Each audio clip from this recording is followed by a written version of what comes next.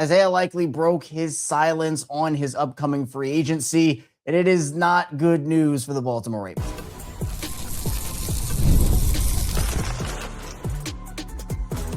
You are Locked On Ravens, your daily Baltimore Ravens podcast. Part of the Locked On Podcast Network, your team every day. You are Locked On Ravens. Welcome into the show. I'm your host, Kevin Oestreicher of Ravens Wire, here with you on the Locked On Podcast Network, your team every day, and now the #1 sports podcast network. Appreciate everybody for being here on this PM edition of the show and making Locked On Ravens a part of your day. We have 5 days a week plus more of daily Ravens coverage and content, and now we are twice per day in the mornings, regular show, 6 a.m. Eastern time, as well as now in the evenings at 6 p.m. Eastern time. And we have a lot to talk about today. Thanks so much to all the everydayers, the first-time listeners. If you're somewhere in the middle, thank you as well. In the first part of the show, we're going to be talking about what Isaiah Likely had to say about his upcoming free agency and his comments. Not so great for the Baltimore Ravens. Then in the second part of the show, we'll talk about a potential Ravens offensive line solution appearing, because I think that, honestly, this could be the way the Ravens could go with everything. I think it'd be a pretty good option for him. So we'll dive into all of that here today on our show. Let's start with Isaiah Likely. Obviously, we've talked a lot about him, and it feels like, again, I made my stance very clear on this, pretty set in stone in my opinion, that Likely is not going to come back to the Ravens in free agency. I think that they made that choice when they decided to extend Mark Andrews instead of Likely, but we finally got word from the man himself. Isaiah Likely, he went on and talked with John Gruden, former coach, obviously, and that is, he had a lot of stuff to say on the interview. So if you haven't checked out the full interview, I recommend you do so. But the big conversation point, or the big quote, the question that John Gruden asked to Isaiah Likely was about his free agency and just, what the conversations are with his agent. Are they sitting down looking at teams, whatnot? And he said, Likely said, quote, "I just want to be able to blossom. I feel like the last couple of years I've had a great vet in Mark Andrews. He's taught me everything to be a star caliber tight end, to the point where it's like now I feel like I just want to be on a team where I can get out there and help a quarterback and a team put up as much points as possible." There was obviously also another question from John Gruden that he essentially just said, "Hey, can they afford you over there in Baltimore?" And Likely hesitated, and he was like, then he said, quote, "I'd say I love Baltimore. They took a chance on me when all 31 didn't. Baltimore's home for me. But at the end of the day, it's a business. I'm going to see what's going to happen. They've got to pay Zay, got to restructure L. Lindy's up. Mark, Bader paid." And just talked about how he's going to see what's going to happen. Yeah, these are not good comments for the Ravens and their chances at retaining Isaiah Likely. Again, it's nothing new about the fact that he's probably leaving Baltimore, but it is new that Likely is now speaking on it. And, again, nothing is set in stone until it's set in stone. So I'm not going to come on here and be like, oh, on February 19th, Isaiah Likely is no longer a member of the Ravens, and there's no shot, because, again, crazy things happen. But, we can outline all the facts in front of us, right? Andrews got a big extension, $13 million per season. Likely's a really, really good player, someone that I thought the Ravens should have re-signed over Andrews, but alas, that did not happen. And he can go somewhere, in my opinion, where he can be the guy and he can blossom. Essentially, what his comments say to me is like, look, I've learned a lot under Mark Andrews. I liked, honestly, that Likely really built up Andrews in his answer and praised Andrews, because I think that, yeah, Andrews was a great vet for both Likely and Charlie Kolar. Kolar was also a free agent in this situation, but Likely essentially is saying, now it's my time. Right now it's my time. And I don't blame him, because even if the Ravens were, let's just say the market isn't there for Likely and the Ravens are able to get him on a deal. Actually, Spotrac has Likely in his projected market value at about $8.8 million. I think he's going to make more than that. But if they can get, let's just say they do that and they get like a 1 year, $9 million deal with Likely or something, or 2 years, 18 or whatever. The whole point of this, in my opinion, is that Likely wants to be the guy. And in Baltimore, even if they get him back, he's not going to be. So if I'm Isaiah Likely, why am I coming back to Baltimore? Baltimore made their choice of, you have two, in my opinion, top 10 tight ends, but that's not sustainable when it comes to those guys being, or I guess Likely being, a player that hasn't necessarily had a chance to flourish on his own yet. So again, I think it was a mistake for the Ravens to extend Mark Andrews. I'm not saying Mark is a bad player, but I just think that the long-term aspect of it is that I think Isaiah is going to be able to flourish for the next however many years it is, 5, 8, whatever. And, for Andrews and his age, I mean, Isaiah is 25 right now, and Andrews is what? Mark Andrews is 31 years old. Let me confirm that real quick. I don't want to mess that up. He's 30. All right, so he's 30 right now. When's he turning 31? Andrews will be 31 in about, okay, so he's like 30 and a half. Likely he's going to be 26 in about 3 months. He'll be 26 by the time the season starts. Still, I mean, none of that necessarily. I mean, it's context, everything, but yeah, it's difficult to hear because, again, I'm a huge Likely guy. I love the pick when it happened. He was a guy that I was targeting in the draft for the Ravens that season, but as we know, you can't keep everybody. And like the Roquan Smith and Patrick Queen conversation we had, they had to make a choice there between Roquan and PQ. And I think they made the correct choice in Roquan. I know there's a lot of different conversation about Roquan right now, but look, at the time, that was 1,000% the right decision to bring back Roquan and let PQ go. But at these non-premium positions, like inside linebacker and tight end, et cetera, it's hard to justify giving what I believe will be two $10+ million contracts out.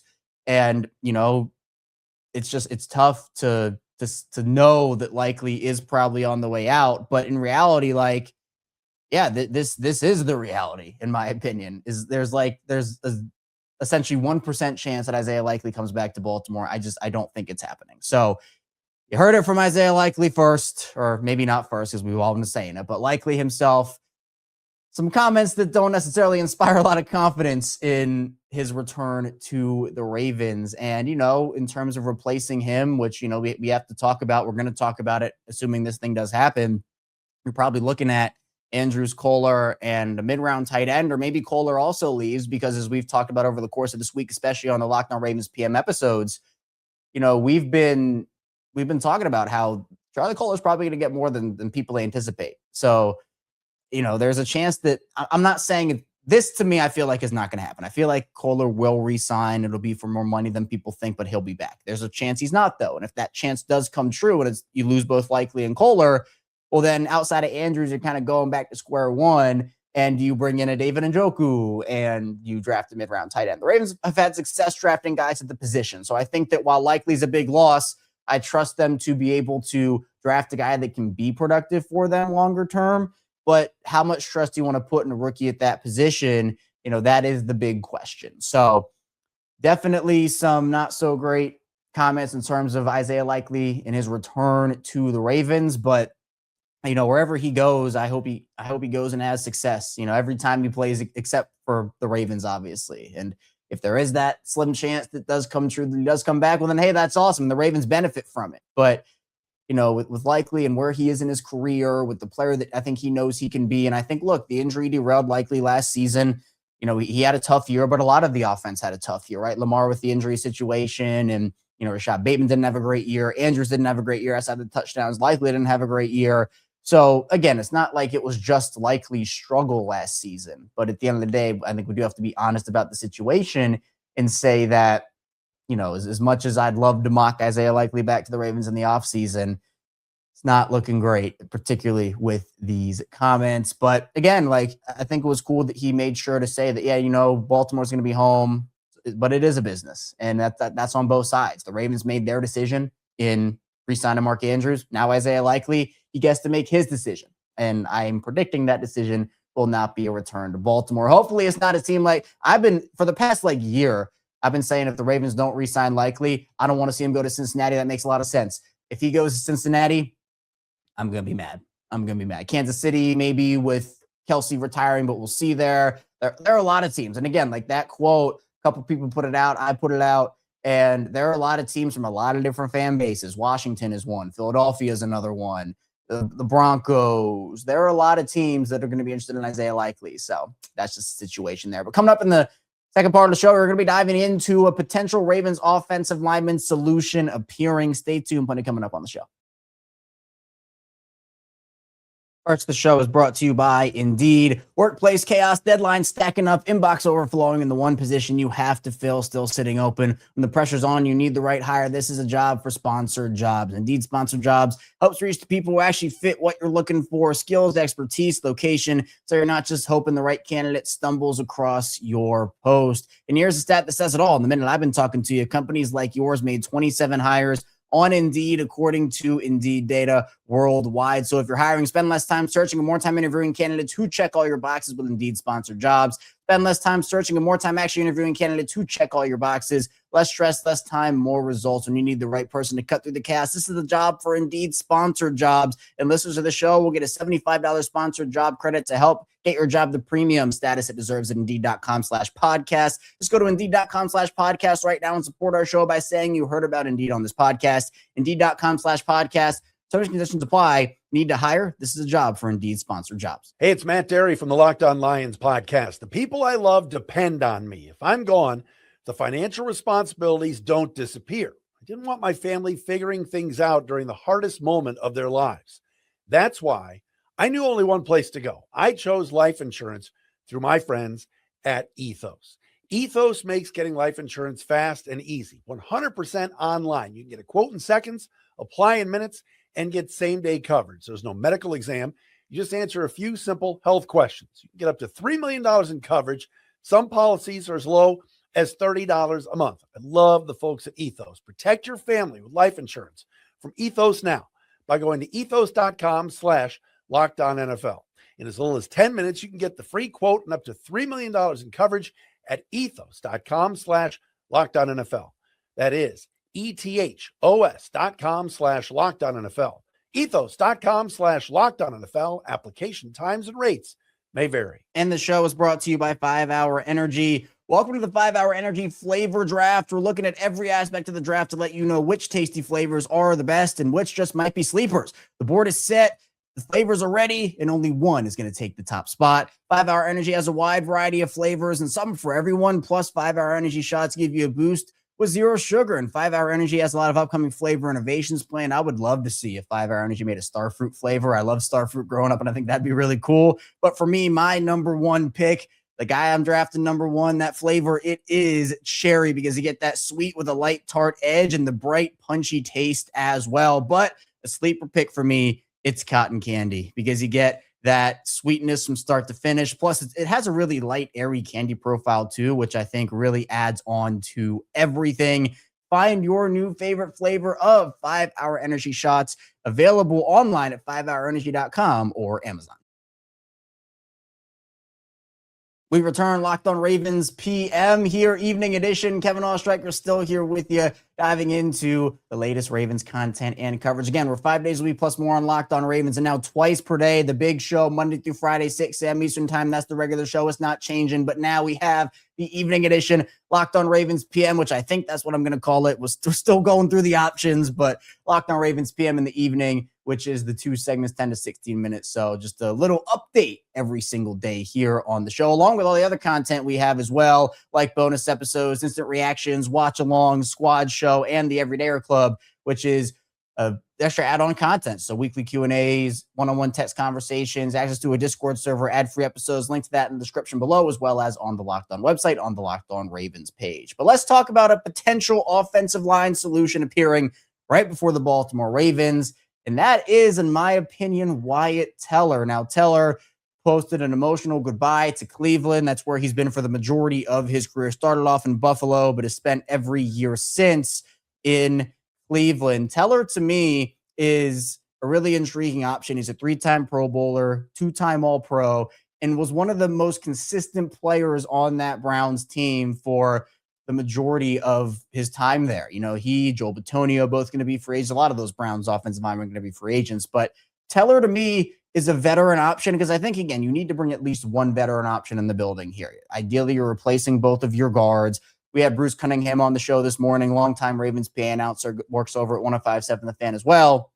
And he mentioned Emory Jones as an option, which I think is intriguing, because it might honestly go that way, where the Ravens, they have guys like Emory Jones, and maybe Voorhees competes, maybe a draft pick competes for one of those spots, and then a veteran comes in and just, you have that guy there. And depending on if you take an O-lineman at 14, that guy's got to start for you, right? I mean, you're not going to spend a first round pick on a guy and then just not have him start. So, but again, if it's a second rounder or a third rounder, I think whoever that second, third, fourth round pick is, plus Jones and Voorhees, maybe that's your competition. And again, competition, that's the key part here. They did not do that last season. They just handed those jobs out and it bit them. So I think if you do that and then a Teller, Bitonio, Kevin Zeitler, like a veteran can come in who you know can just be a steady guy. It's not going to be the best guard in the NFL, but can give you just solid snaps for the entire season and just not what it was last year, for being honest. Like that's the key thing. Teller, he has had a couple of injury issues over the last handful of seasons, only played in 13 games in each of the last 2 years. But even still, he's widely been known as one of the most consistent guards in the NFL for a decently long time. He's 31 right now and just turned 31 a couple of months ago. So I still think he has a little bit left in the tank here. I think that this could be a really big option. Plus, I don't think he's going to break the bank or anything where you can maybe allocate some of your money assets to a big time edge rusher or, somewhere else. I think that honestly, like Teller is a really good, I don't want to call him a bargain option because I think he's one of the better offensive linemen on the market, but him, Bitonio, Zeitler, like I'm all on board with that. So if you told me the Ravens offensive line this next year would be, let's see, I mean, if it was Stanley, Emory Jones / an improved Voorhees or a draft pick, and then Tyler Linderbaum, one of Teller, Bitonio, or Zeitler, and then Rosengarten with Linderbaum in the middle, obviously. I mean, that would be huge. And obviously that depends on Linderbaum being re-signed. If he doesn't, that's a whole different conversation. But I think, again, with Teller officially saying, yeah, I'm not going back to Cleveland, he's someone that if I'm the Ravens, I would be all over because, again, it's not going to take a lot for this team to have better guard play than last season. I think that's what encourages me, honestly, is like the floor is so low. I think that if even you just get a marginal upgrade in the building, it's going to be better for you. But I think Teller could really be an option that makes a lot of sense for the Ravens. That's all I have for you today on Locked On Ravens. Thank you so much for tuning in to the show. On the way, be sure to like and subscribe button in video form and follow along and subscribe in audio form. Coming up, we'll have the regular show, 6 a.m. Eastern time tomorrow, plus Locked On Ravens PM in the evening at 6 p.m. So be sure to stay tuned, and I'll see you right back here soon on Locked On Ravens.